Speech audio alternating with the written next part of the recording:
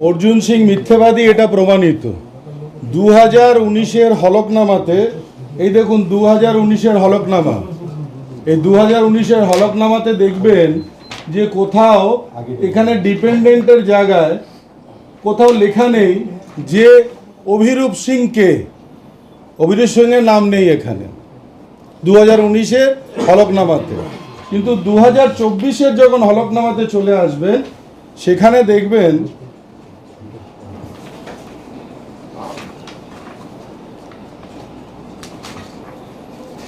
দেখবেন ডিপেন্ডেন্ট একটি নাম চলে এসেছে, সেই নামটা হচ্ছে অভিরূপ সিং। এই যে এখানে নিচে দেখুন অভিরূপ সিং ডিপেন্ডেন্টে। এই অভিরূপ সিং কে প্রশ্ন করছি, যিনি বিজেপির ক্যান্ডিডেট, হিন্দুত্ব নিয়ে কথা বলেন, রামকে নিয়ে কথা বলেন, তাকে প্রশ্ন করছি এই অভিরূপ সিংটা কে? Who is this Abhirup Singh? উনি জবাব তো দেবেন। কালকে উনি প্রেসে বললেন, যখন কেয়া দাস বলেছে তারপরে উনি বললেন যে 2019-এ নাকি একটা কেস করা হয়েছিল, তারা পালিয়ে গেছে। এই দেখুন কেস 2019-এ কেস করা হয়েছে। সেই কেসে এই প্রশ্নটা ওনাকে করা হয়েছিল। তখন কিন্তু উনি 3 বার হাজিরা দিয়েছেন। হাজিরা দেওয়ার পরে এমএলএ এমপি কোর্ট, যে কোর্টটা আগে বারাসাতে ছিল সেটা সল্টলেকে ট্রান্সফার হয়েছে, কেসটাও সল্টলেকে ট্রান্সফার হয়ে এখনও পেন্ডিং পড়ে আছে। এই সেই কেসের তথ্য চাইলে আপনারা নিতে পারেন।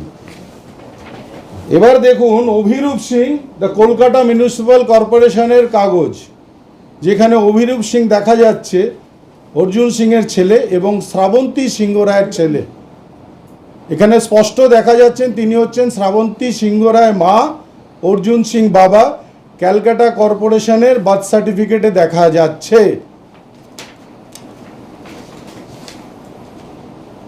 এটাও বার্থ সার্টিফিকেট, যে হসপিটালে তিনি জন্মগ্রহণ করেছেন সেখানকার এটা একটা সার্টিফিকেট, নার্সিংহোম সার্টিফিকেট।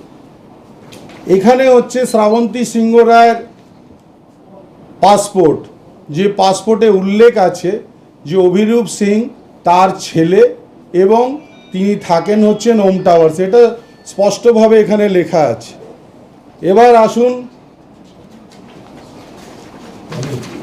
এই কাগজটাতে স্পষ্টভাবে দেখুন, আপনারা নিশ্চয়ই দেখতে পাচ্ছেন অর্জুন সিং এবং শ্রাবন্তী সিংহ রায়।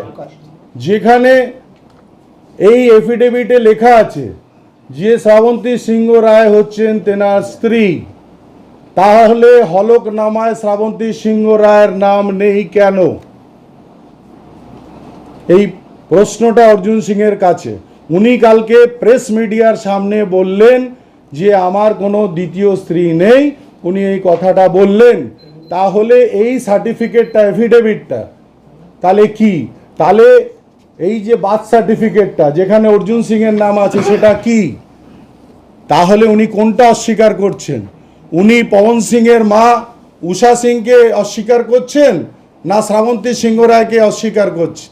তাহলে কি উনি অস্বীকার করছেন যে পবন সিং ওনার ছেলে নয়, অভিরূপ সিং ওনার ছেলে?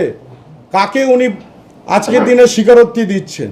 আর যেখানে উনি বলছেন যে আমি বিজেপির ক্যান্ডিডেট, যেখানে আজকে বিজেপি হিন্দুত্বর নামে চলছে, তো ভারতের as per Hindu marriage act একটি স্ত্রী থাকার পরেও আর একটি স্ত্রী হতে পারে না।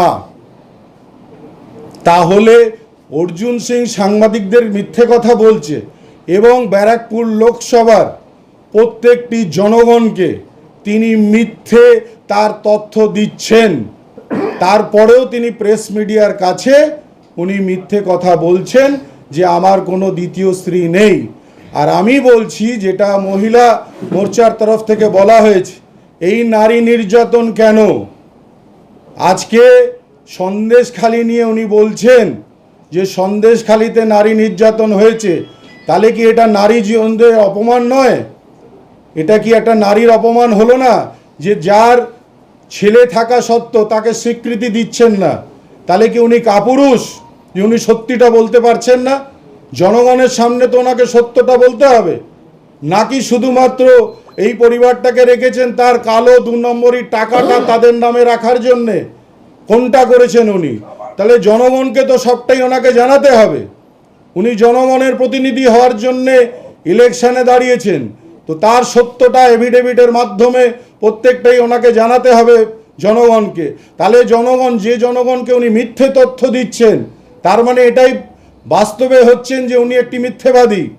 উনি মিথ্যে কথা বলেন, জনগণকে ঠকাচ্ছেন। গত 5 বছরে উনি জনগণকে ঠকিয়েছেন। এই 5 বছরেও যেহেতু কেস হয়েছিল বলে উনি শুধুমাত্র অভিরূপ সিংয়ের নামটা হলফনামায় দিয়েছেন, কিন্তু তার মায়ের নামটা দেয়নি। তাহলে কি উষা সিংয়ের ছেলে অভিরূপ? তাহলে পবন সিং কার ছেলে? এবং পবন সিং বিজেপির এমএলএ, তিনিও ওই জিনিসটাকে লুকিয়েছেন। তাহলে এটার মানে কি হচ্ছে? যে তারা পাবলিককে, জনগণকে তারা অন্ধকারে রাখতে চাইছে, নাকি তাদের নামে টাকা পার্কিং করার বা সম্পত্তি পার্কিং করার চেষ্টা করছে। এই হলফনামে তো শ্রাবন্তী সিংহ রায়ের সম্পত্তি দেখানো হয়নি। এই হলফনামায় তো তার পরিবারের কোনো সম্পত্তির হলফনামায় দেখানো হয়নি। তাহলে তো এই হলফনামা মিথ্যে। এই নমিনেশন বাতিল করার দাবি করছি আমরা।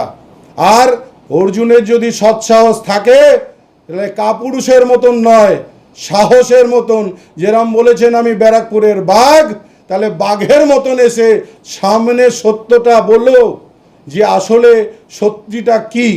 শ্রাবন্তী সিংহ রায় কে, আর উষা সিং কে, পবন সিং কে, আর অভিরূপ সিংকে, এই সত্যটা ওনাকে বলতে হবে। কেন, সত্যর প্রমাণ তো আমার কাছে আছে।